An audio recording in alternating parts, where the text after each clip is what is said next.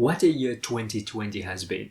It has been a particularly tough year for doctors and healthcare professionals working to fight the coronavirus to protect and save lives. The pandemic has been a catalyst for innovations that would have taken years to take place. The grueling research and collaboration among scientists have given the world hope for the future. We have seen the approval of COVID-19 vaccine in less than a year. Together, the healthcare industry has stepped up to the challenge and done what experts thought would have been impossible. In this video, I'm going to share with you my reflection of the last 12 months. We're going to look at my wins, my losses, and what I've learned from 2020.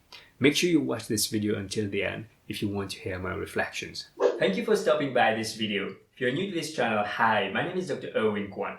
I'm on a mission to help doctors lead a happier and fulfilled life. I make new videos every Thursday on the subject of GP training, well-being, and high performance. Every Thursday I publish a new video. Make sure you subscribe to this channel so you don't miss any future videos. And don't forget to ring the bell so you're notified first each time I publish a new video. I'm sure your life has been affected by the pandemic as well.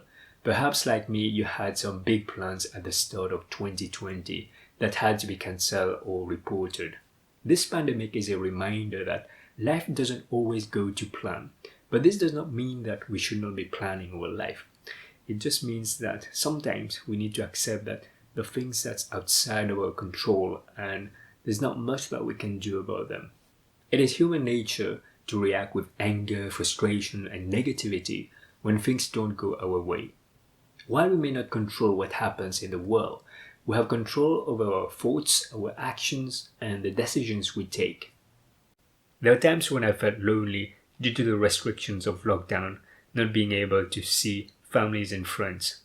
But having the support of family, friends, and colleagues have been of great help to cope with the isolation of living with lockdown. I appreciate being able to catch up with friends and families remotely, by phone or video call. I've learned a lot about human psychology, and I've seen the power of our language, the way we talk to ourselves, our thinking, and the actions we take. The little voice that speaks to us, the tone of that voice, and what we say to ourselves. Coaching other doctors has also given me perspective of how other people are navigating the pandemic and how they're adjusting and adapting.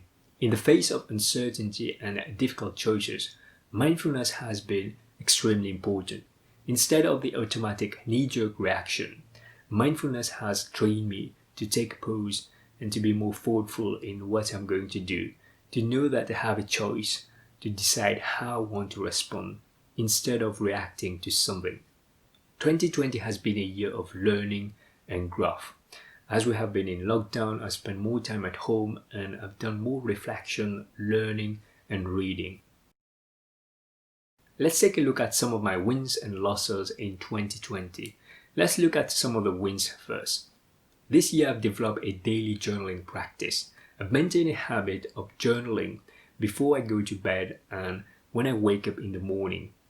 Journaling has been an insightful practice that clarifies my thinking and helps me to reflect. In the morning, I journal what I've dreamed about last night. I write down 3 things I'm grateful for. I write down what I'm looking forward to in this day and how I can make this day great. In the evening, I journal again. I write down a story-worthy moment, a moment that made the day. I also journal 3 wins of the day and what I could have done to make the day great. I'm curious to know, do you journal? Is it something that you have tried or is it something you're interested to do? Let me know down in the comment section. The second win is staying consistent on YouTube by publishing at least 1 YouTube video every week, helping doctors to lead a happier and fulfilled life.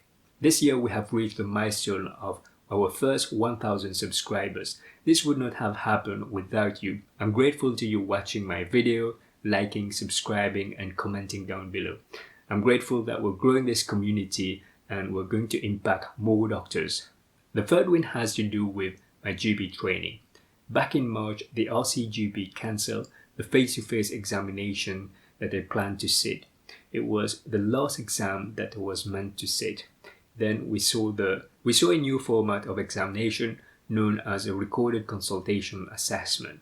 This was a new exam that the RCGP brought instead of the CSA. It was challenging to prepare for the recorded consultation assessment because we had to record live consultation within 10 minutes. It was quite intense and required a lot of commitment, not only from myself, but from my supervisor and from the practice that I work in. I passed the RCA.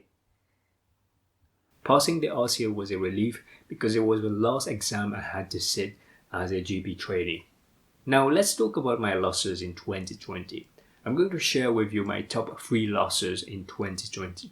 The first one is sleep. I've lost a lot of sleep in 2020, and there are myriad of factors that contributed to me not sleeping well. The pandemic has been one of the major factors that has affected my sleep due to the uncertainty and due to the stress around the pandemic. The second factor is not having a good bedtime routine. I've been working on my morning routine. I have a good morning routine, but my bedtime routine has not been as good. I've not been very religious with my bedtime routine. The second loss is wasting so much time scrolling on Instagram, Facebook, and watching YouTube videos.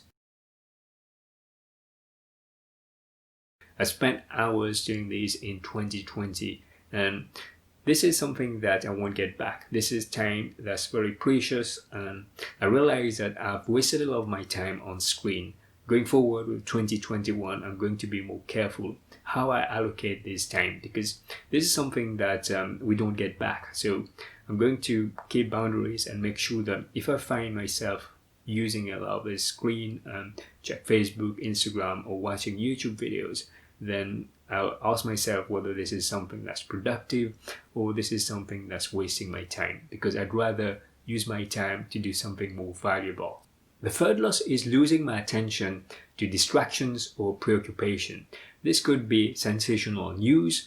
Reading too much of that is not good for myself, or it could be worrying about things that I have no control over. And in 2020, with the pandemic, with uncertainty, there have been a lot of time when I found myself doing that, wasting a lot of time thinking, overthinking about things, and losing my attention to these things, going down a rabbit hole that worsened the situation. The pandemic may seem something that we have to live with for a while, but this too shall pass. The way I want to remember 2020 is a year of learning and a year of growth. I've learned so much about myself in the last 12 months. I'm optimistic about 2021, and I'm sure that 2021 will be brighter than 2020. I'd like to know, how have you navigated 2020? Has there been any points of inflections for you in 2020? Please let me know down in the comment section.